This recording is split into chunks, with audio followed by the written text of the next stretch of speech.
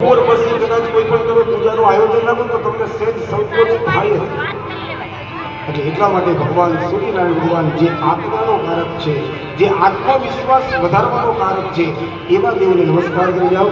હરિ ઓમ ઓમ આ કૃષ્ણેન રજસા ભક્તભાનો નિવેશયન્ન મર્ત્યન મર્ત્યન ચ હિરણ્યયેન સવિતારથેન દેવો જાતિ ભુવનાનિ પશ્યન્તા. હરિ ઓમ સવિતો સૂર્યનારાયણાય નમઃ. ધ્યાનમ નીચે કળશ તાસની અંદર મૂકી દો. બંધાક્ષરપુષ્પાણિ સમર્પયામિ.